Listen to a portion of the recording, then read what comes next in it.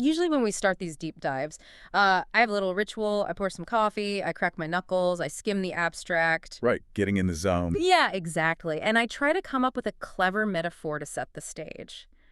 Something about finding a needle in a haystack. Or navigating a stormy sea. Navigating a stormy sea, exactly. But today, the source material literally punched me in the face before I even finished the first page. It was certainly a direct opening. Direct. I mean, it was aggressive. I opened the documentation for Enterprise Red's services, specifically looking at their use of the Cyberverse platform and the CyberOps module. Mhm.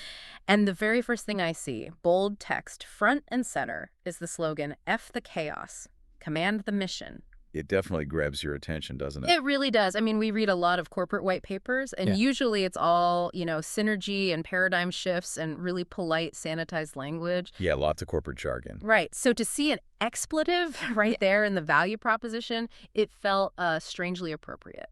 I agree completely. It feels appropriate because if you talk to anyone working in a security operations center right now, or SOC chaos is probably the polite word for their daily reality. And that's really the mission for this deep dive. We're looking at the state of modern cybersecurity operations in early 2026.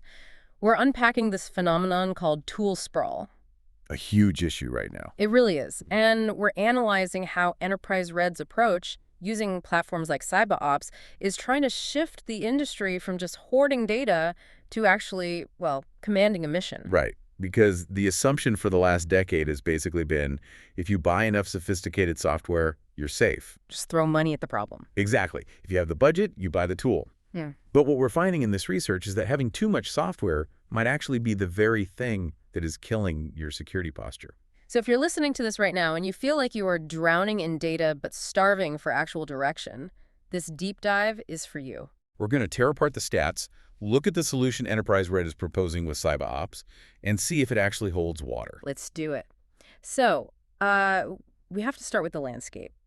Why did they feel the need to use that kind of language in their marketing? How bad is it out there, really? It is overwhelming. Yeah. And we aren't just saying that anecdotally. The source material highlights a statistic that honestly stopped me in my tracks. Which one was that? They cite that 88% of security professionals report having data blind spots. 88%. Nearly 9 out of 10. Let's just pause on that for a second. That means 9 out of 10 security leaders, the people responsible for protecting customer data, intellectual property, bank accounts they know, for a fact that there are parts of their network they literally cannot see. Exactly. They are flying blind. Imagine you're a pilot, and you come over the intercom and say, "Hey folks, just so you know, I can't see 10% of the sky today, but enjoy the flight." I'd be asking for a parachute immediately. Right. But in security, that is somehow the standard. And we have to define what a blind spot actually is here. It's not just a server in a dark room somewhere. No, it's shadow IT. It's that marketing app someone installed without asking. It's an unpatched IoT device in the lobby, or a server that wasn't decommissioned properly. And that is exactly where the attackers hide. They live in those gaps. They do. And the irony, based on the documents we have here, is that these blind spots aren't caused by a lack of tools. Quite the opposite, actually. This brings us directly to the tool sprawl problem. The data shows that 78% of security leaders say that tool sprawl is actually slowing down their threat mitigation. Because they're just constantly toggling between screens. It's way worse than just toggling. The source material notes that many security teams are currently managing between 45 and 83 different tools. Wait, hold on. 83. 83 different security tools. Matt, I can't even wrap my head around the logistics of that. I get stressed out when I have too many browser tabs open. Imagine having 83 different dashboards. It's insane. Think about the cognitive load on the team. You have a firewall dashboard, an endpoint protection dashboard, a cloud dashboard, an identity dashboard. And they all have different logins. Different logins, different user interfaces, different query languages. And they're all screaming at you at the same time. All of them are generating alerts, beeping, flashing red. If you are an analyst trying to correlate an attack vector, trying to figure out if that weird email is connected to that weird server login. You have to do it manually. Yes, you have to manually pull log data from tool A, cross-reference it with vulnerability data in tool B, check the user identity in tool C. And by the time you've actually connected those dots, The attacker has already moved laterally, They have escalated privileges, and they are gone. It's like trying to assemble a puzzle, but the pieces are scattered across 83 different rooms in your house, and the lights are off in half of them. That is a perfect analogy. Yeah. And this leads to what the report calls the manual labor drain. The sources indicate that 54% of security teams spend the majority of their time on manual reporting and coordinating data between these different tools. So you hire these brilliant, really expensive security analysts, people who are highly trained to hunt threats and think like hackers, and you basically turn them into data entry clerks. You turn them into human data routers. They aren't hunting. They are literally copy-pasting data into spreadsheets. Which totally explains the massive burnout rate in the industry right now. Exactly. It leads to alert fatigue, serious burnout, and ultimately missed threats. The synthesis here is clear.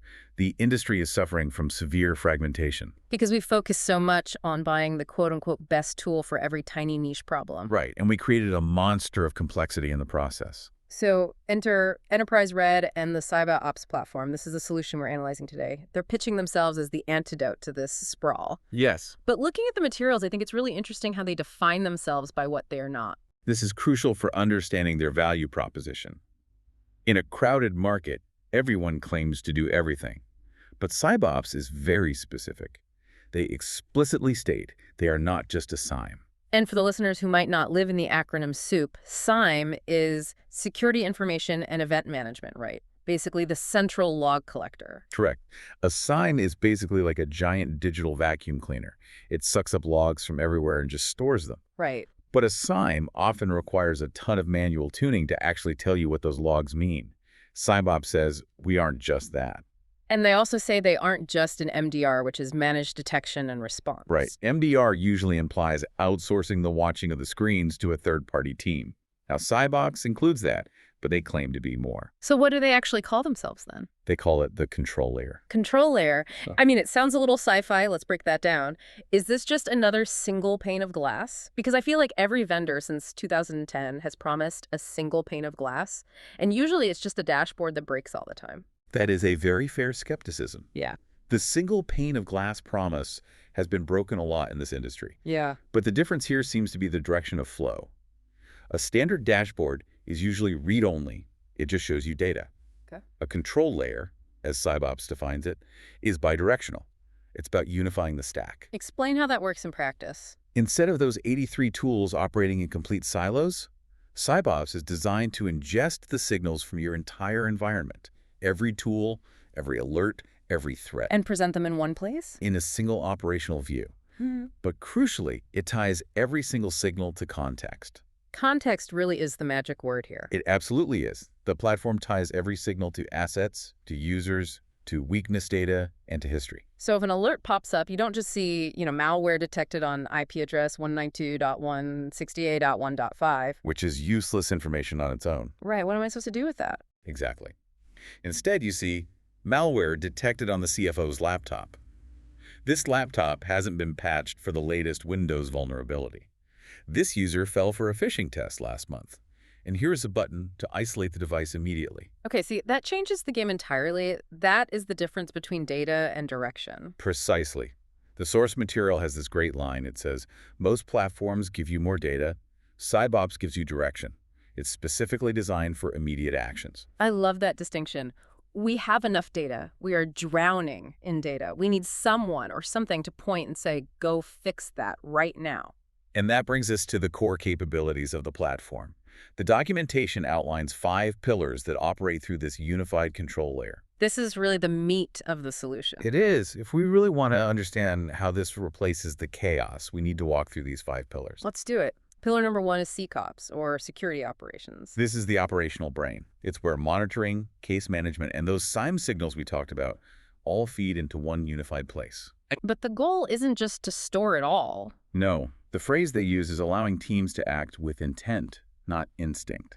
Intent, not instinct. That's a really interesting phrasing.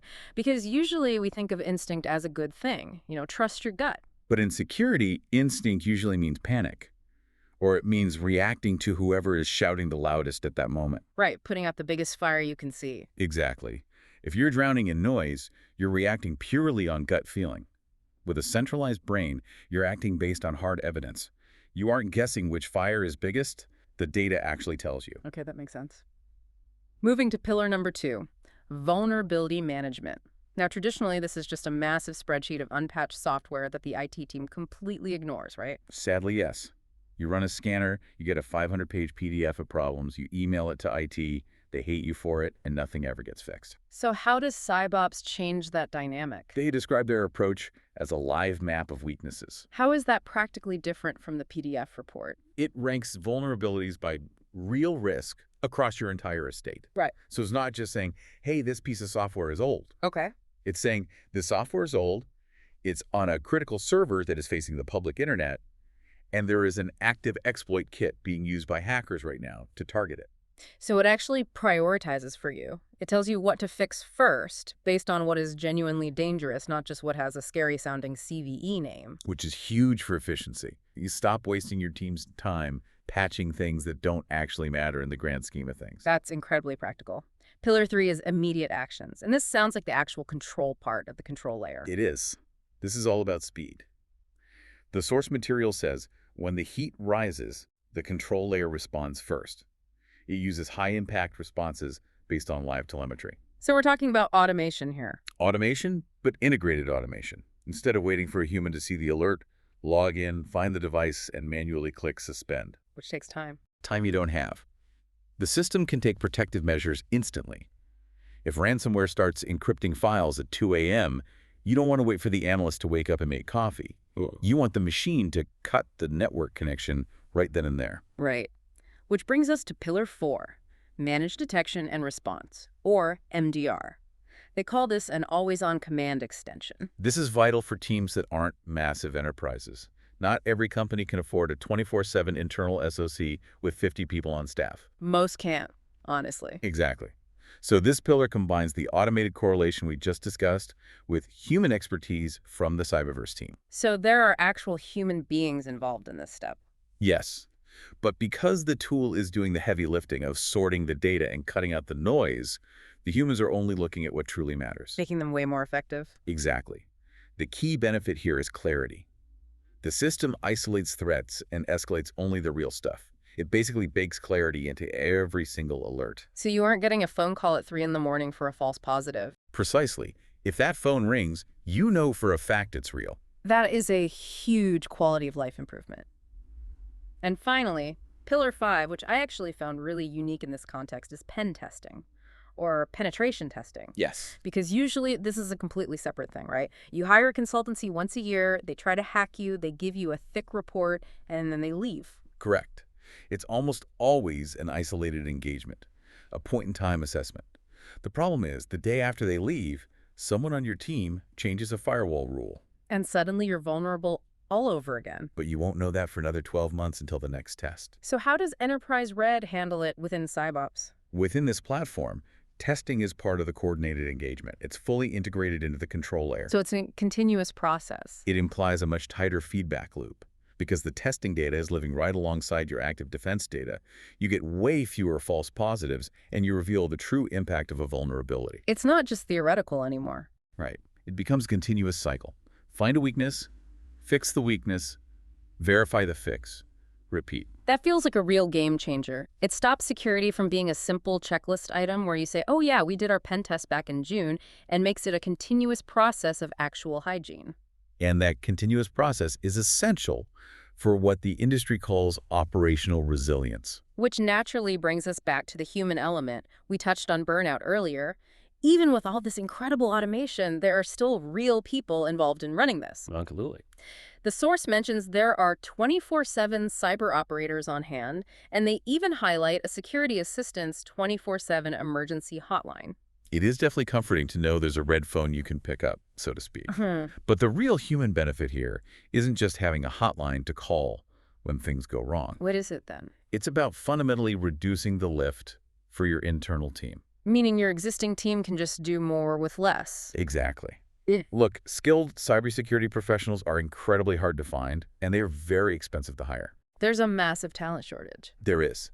So if you can use a control layer to automate the grunt work, the data pasting, the basic alert triage, you are effectively giving your existing team superpowers. You're freeing them up to do the high-level work they were actually trained to do. Yes, you're allowing them to deliver significantly stronger security without having to double your headcount. It goes right back to that blind spot elimination we talked about at the top of the show, too. If the system is tying every signal to assets and users automatically, nothing hides. Nothing gets lost in the shuffle. You aren't relying on a human analyst to magically remember that server X is hypercritical because Bob from IT sent an email about it 3 years ago. The system just knows. And that leads directly to high-fidelity prioritization. Yeah. Knowing exactly what needs action right now, what is building momentum for next week, and what is quietly opening attack paths in the background. It just removes the guesswork. I want to pivot a bit to validation because, all of this sounds amazing on paper or on a deep dive discussion, but does it actually work? Is this just a visionary roadmap or is it real right now? Oh, it's definitely real. The source material mentions the platform is trusted by over 1,000 businesses. Wow, okay. That's a significant footprint. It is. And the customer voices highlighted in the documents really echo this whole clarity theme we've been discussing. We have a quote from Benedict Jones, who is a CEO. What did he say?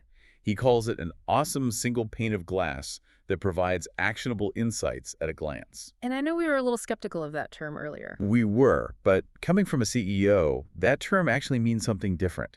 CEOs don't care about log parsing or seam tuning. They care about one question: are we safe? Yes or no? Right. And if the tool gives him that answer at a quick glance, it's doing its job perfectly. Exactly. Then you have Bruno Carvalho, a risk and compliance manager. He notes that the platform was incredibly easy to use and made it simple to track testing progress over time. That's the control layer in action right there, making the invisible visible and actually trackable for management. It validates that the integration of these 5 pillars actually works in practice out in the real world. And to ground this conversation in the here and now, because we were recording this in late February 2026, the platform seems to be very much alive and constantly updating. The documentation points to some very specific, timely updates. Absolutely. This isn't just stagnant software that was built 3 years ago and left alone. There are 2 recent updates that really caught my eye in the materials. Let's hear them.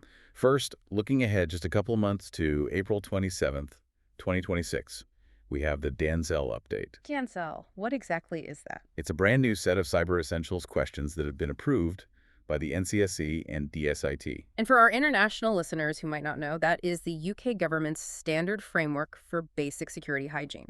Correct. And the fact that the Cyberverse platform is already flagging this, naming the upcoming update and preparing its users for it, shows that it actively stays ahead of compliance changes. So as a user, you aren't going to be blindsided by new regulations coming down the pipe. Right. The platform is already baking those changes in for you. That's great. And then looking backward just a couple of weeks, we had Microsoft Patch Tuesday for February 2026. Oh boy. Which was a big one, if I recall. A massive one. 58 different security updates addressed. 58. 58 distinct holes in the software that needed immediate plugging. This perfectly illustrates the constant flow of threats we're dealing with. Yeah. Every single month, Microsoft, Adobe, Cisco, they all release huge lists of things that are broken and actively being exploited. So if you are a security team trying to manage those 58 updates across 1,000 remote devices, and you are using 83 different security tools to do it. Good luck. Honestly, you are going to miss one. It's human nature. And that one single update you miss is exactly the one the hackers will find and use to get in. And suddenly, you are right back to the chaos. We're back to the chaos. But if you have a control layer that automatically maps those 58 new updates to your specific assets, tells you exactly which ones are critical for your unique environment, and maybe even automates the patching process for you. Then that is literally commanding the mission. Exactly. So as we wrap this up, what does this all mean for the listener? We've gone from the really aggressive F the chaos slogan to a pretty sophisticated, grounded argument for consolidation. I think the main takeaway is that the era of best-of-breed point solutions might finally be ending, or at least it's evolving rapidly. Right, because for a long time, the strategy was just buy the best tool for every hyper-specific problem. Buy the best antivirus, the best firewall, the best email scanner. But the friction between those disconnected tools eventually became the biggest risk to the organization. The gaps between the... Precisely. The integration of the tools is now arguably more important than the tools themselves. The summary here is really the journey from chaos to clarity. Shifting from having 83 disjointed voices screaming at you to having one single source of cyber truth. Yes. And for our listeners, whether you are a CISO holding the budget purse strings, or you're just a frontline analyst trying to keep your sanity on a Tuesday, why should you care about this shift? Because we live in a world of strictly limited resources. You have limited budget, you have limited time, and most importantly, you have limited mental bandwidth. Clarity is the ultimate efficiency hack in this industry. It's not just about getting real security visibility, it's about sheer survival. You cannot defend what you cannot see. And you cannot defend effectively if you're exhausted from fighting your own user interfaces all day long. It really is about sanity, just as much as it is about security. It truly is. So here's a thought I want to leave everyone with as we close out. We talked earlier about that specific phrase, intent versus instinct. It's a very powerful concept. It is. If your security strategy right now is purely reactive, if you are basically just swatting at flies because you are constantly drowning in noise and alerts, are you actually secure? Or are you just busy? Right. That's the provocative question you need to ask yourself. Being busy feels like work. It feels like you're playing defense. But if that busyness isn't strategically directed, it's just noise. True security is quiet, it's organized, and it's highly intentional. Command the mission. I think I finally get why they put it in bold letters right on page 1 now. It's a call to action to stop letting your tools run you and start finally running your tools. I couldn't have said it better myself. All right, well, that is it for this deep dive into Enterprise Red's approach with the Cyberverse platform. Hopefully, we helped you cut through a bit of the noise today and maybe inspired you to go look for those hidden blind spots in your own stack. Stay secure out there, everyone.